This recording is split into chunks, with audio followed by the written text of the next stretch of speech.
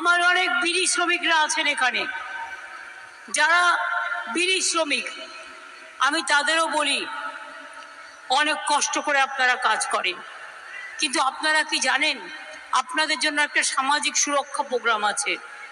এই সামাজিক সুরক্ষা প্রোগ্রামে আপনারা যদি নাম লেখান, এটা শ্রম দপ্তরের অধীনে অনেকে ইতিমধ্যে নাম লিখিয়েছেন।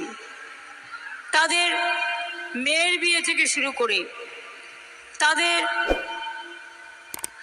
অসুস্থতা থেকে শুরু করে তাদের ছেলে মেয়ের পড়াশুনো থেকে শুরু করে সব সাহায্যই আপনারা পেতে পারেন। বিড়ি শ্রমিকরা আপনারা স্বাস্থ্যসাথী পান, বিড়ি শ্রমিক যারা আছেন স্বাস্থ্যসাথী কার্ড পান, লক্ষ্মী ভান্ডার পান, লক্ষ্মীর ভান্ডার পান মা বোনেরা?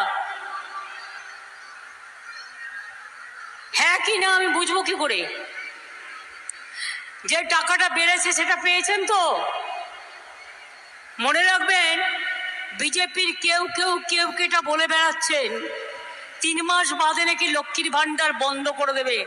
আমরা বলি 3 মাস বাদে তোমার গভর্নমেন্টটাই বন্ধ হয়ে যাবে। লক্ষ্মীর ভান্ডার বাংলার প্রকল্প, এত সাহস তোমাদের হয় কি করে?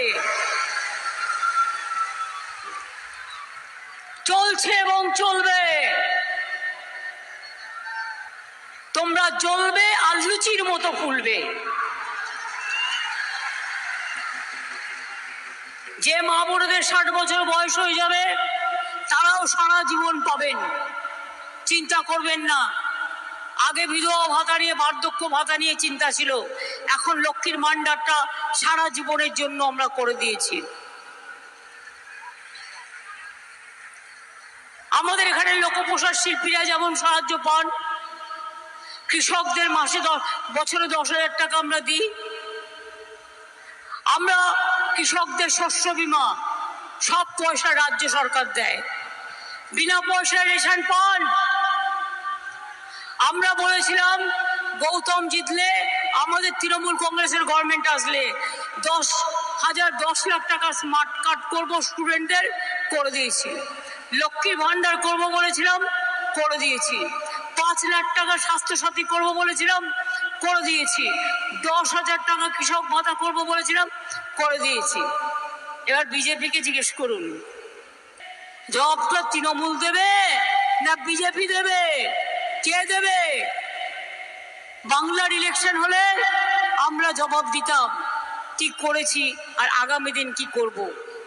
ইলেকশনটা তো দিল্লিতে বিজেপি চলে গেলে, যদি ইন্ডিয়া জোটের সরকার হয় আমরা সেটাতে নিশ্চয়ই যোগদান করব, কিন্তু বাংলায় তৃণমূল কংগ্রেস একা বিজেপিকে লড়বে, কারণ কংগ্রেস আর সিপিএম হচ্ছে বিজেপির দুপাখির দুটো চোখ। এবং সেজন্য মনে রাখবেন,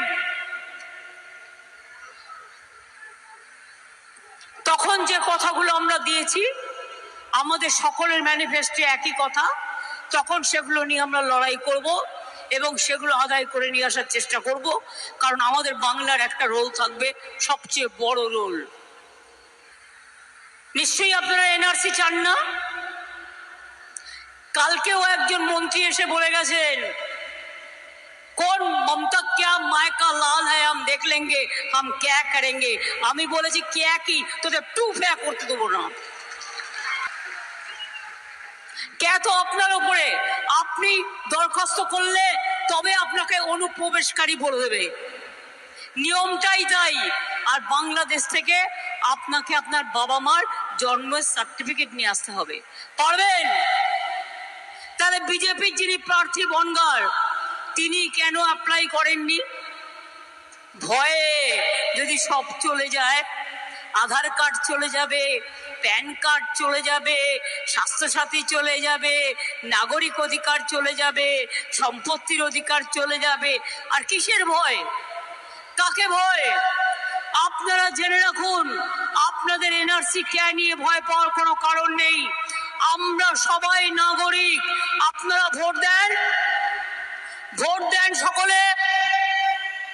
আপনাদের ভোটে প্রধানমন্ত্রী নির্বাচিত, আপনাদের ভোটে মুখ্যমন্ত্রী নির্বাচিত, আপনাদের ভোটে জেলা পরিষদ নির্বাচিত, আপনাদের ভোটে পঞ্চায়েত নির্বাচিত, আপনাদের ভোটে গ্রামসভা নির্বাচিত, আপনাদের ভোটে মিউনিসিপ্যালিটি নির্বাচিত। তাহলে নাগরিকই যদি না হন তাহলে ভোটটা আপনি দিলেন কি করে? নাগরিকই যদি না হন তাহলে আপনার রেশন কার্ড রইল কি করে? নাগরিকই যদি না হন আপনার ছেলেমেয়েরা স্কুল কলেজ মাদ্রাসায় যাচ্ছে কি করে? নাগরিকই যদি না হন মাঠে ফসল ফলাচ্ছেন কি করে? নাগরিক যদি না হয় বিড়ি শ্রমিক কাজ করছেন কি করে? নাগরিক যদি না হন ধামসা মাদল বাজাচ্ছেন কি করে? নাগরিক যদি না হন মাথা উঁচু করে চলছেন কি করে? মনে রাখবেন আমরা সবাই নাগরিক। তাই জেনে রাখবেন এনআরসি বলেছি করতে দেব না তো দেব না। কে করতে দেব না বলেছি, দেব না তো দেব না। দেখবো কত ক্ষমতা আছে বিজেপি।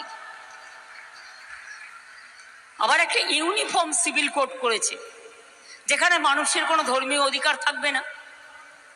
মতুয়াদের একটা আলাদা আইন আছে, ওরা নিজেদের মধ্যে চলে, ওদের উৎসব আলাদা করে হয়।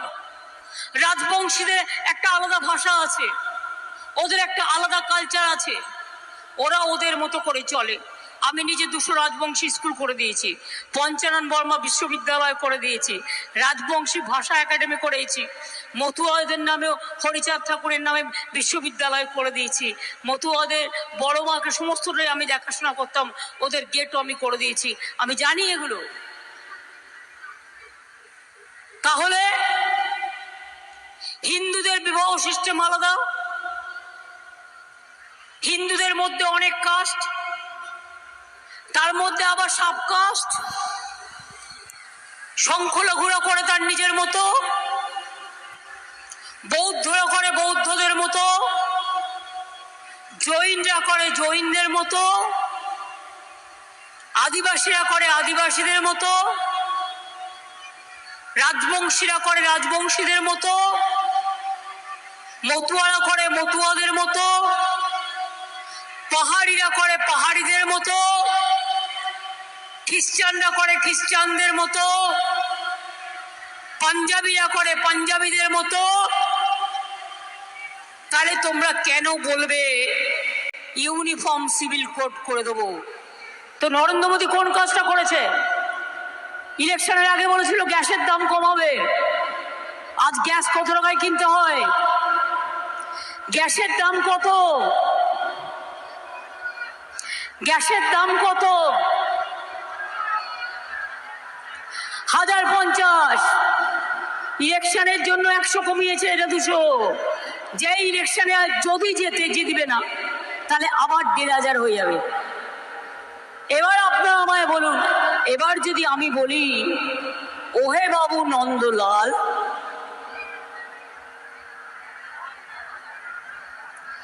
1500 টাকার গ্যাসে ফুটবে বিনা পয়সার চাল, এই তো মোদিবাবু আপনার গ্যারেন্টি।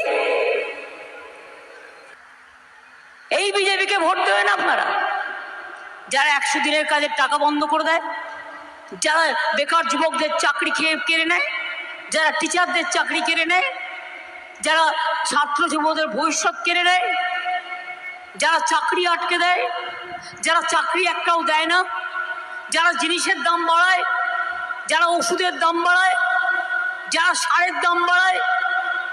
আজকে যক্ষার ওষুধ পাচ্ছেন না, সেন্ট্রাল দিচ্ছে না, এই ওষুধটা একটা জায়গায় তৈরি হয়। হার্টের ওষুধের দাম বেড়ে গেছে, সুগারের ওষুধের দাম বেড়ে গেছে, ব্লাড প্রেশারের ওষুধের দাম বেড়ে গেছে। মানুষ খুব দুর্বিষহ অবস্থার মধ্যে আছে। বিহার, ইউপি, মহারাষ্ট্র আর বেঙ্গলে প্রমাণ দেখিয়ে দেবো। কিন্তু আমরা 100 দিনের কাজের লোকেদের টাকা দিয়েছি, 59 লক্ষ জব কার্ড হোল্ডারকে টাকা দিয়েছি। আগামী দিনেও 100 দিনের কাজের ভিক্ষে চাই না, আমরা 50 দিনের গ্যারেন্টি দিয়ে কর্মশ্রী প্রকল্প চালু করেছি। জব কার্ড হোল্ডাররা 50 দিনের কাজ পাবেন, যদি কেউ 60 দিনের করতে চান তারা 60 দিনেরও করতে পারবেন। এর গ্যারেন্টি রাজ্য সরকারের, মোদির মিথ্যে গ্যারেন্টি নয়। 11 লক্ষ বাড়ি যেটা করবো বলে লিস্ট দেওয়া ছিল, সেই লিস্ট নিয়ে ফোন করছে যে अभी आप अपील कीजिए चुनाव का बाद देंगे 5 বছর দেওয়ার সময় হয়নি আমরা 42 লক্ষ বাড়ি তৈরি করে দিয়েছি ইতিমধ্যে আর এই 11 লক্ষ লোকের বাড়ির টাকা তারা ডিসেম্বরে পাবে 60,000 এবং যেই 60,000 টাকা খরচা করবে দ্বিতীয় কিস্তি আবার 60,000 তারপরেই তারা পেয়ে যাবে অর্থাৎ 11 লক্ষ লোকের বাড়িঘর আমরাই করে দেবো আর আগামী দিন ফেজ বাই ফেজ আমরা করে দেবো।